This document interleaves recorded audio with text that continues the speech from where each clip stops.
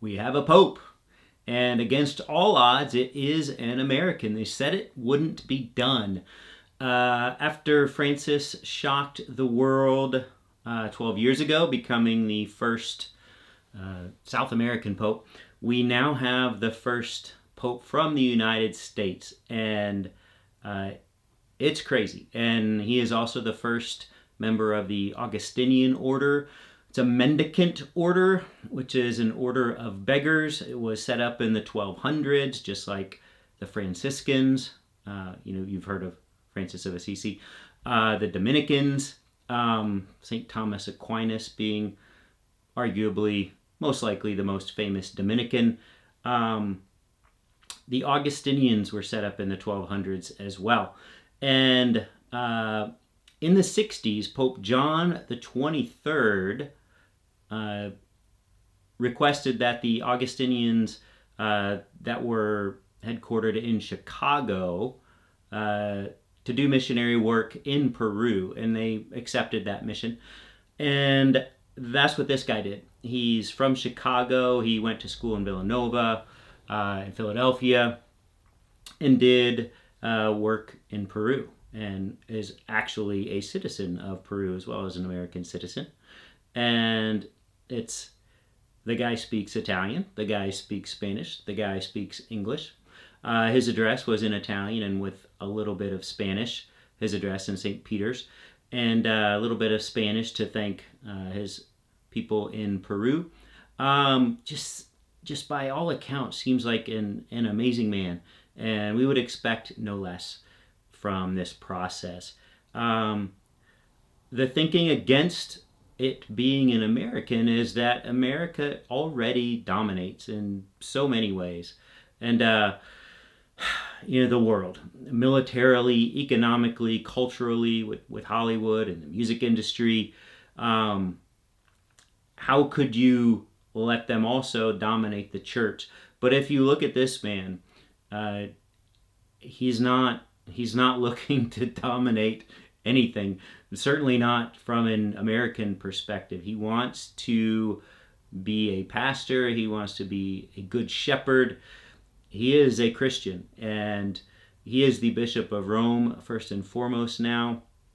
He accepts the mission to be a missionary to the world, and that's what we needed. And we all knew we needed this. This is what people were hoping for. This is what we got in Pope Francis. And with him naming so many of the cardinal electors, 108 out of the 133 that were present over the last few days, this is kind of what we expected. He had been elevated by Pope Francis to be in charge of the dicastery to select bishops, to vet bishops around the world when new bishops are selected. He was also part of the decision to, for the first time, have a few women on the vetting board and recommendation board for new bishops. This drove some people crazy that Pope Francis would want to include women on some things. But this guy did that with Pope Francis. So clearly a favorite of Pope Francis, and he's certainly good enough in my book. I am so excited. I was watching it on CNN as it unfolded, and you could just see the emotion, not just of the people in the square, but of some of the commentators as well. Just a joyous occasion if you were Catholic, but I think if you were Christian, I think if you were, whoever you are in the world, to see the outpouring of love and emotion and excitement and peace. This man, Leo XIV, addressed peace. His former name was Robert Prevost, and he was born in 1955. He's 69 years old. Pope Francis was 76 when he was elected. Pope Benedict XVI was 78 when he was elected. So a good decade younger than those two, but born in the mid-50s. Not in the 1920s or 30s. So a cultural difference there, a generational difference there. The things the environments he grew up in, and growing up in the United States. So obviously the first pope to do that, to grow up in the United States, for better and for worse. But the United States is such an important force and influence in the world. I think it will benefit the church to have someone who is familiar with all that entails, but also someone who has spent much of his life in other parts of the world, in Peru and lately in Italy. I just see nothing but good from this, and I am super excited, and hopefully you all are too, and looking forward to see what comes out about him, about his past, about where he may lead the church.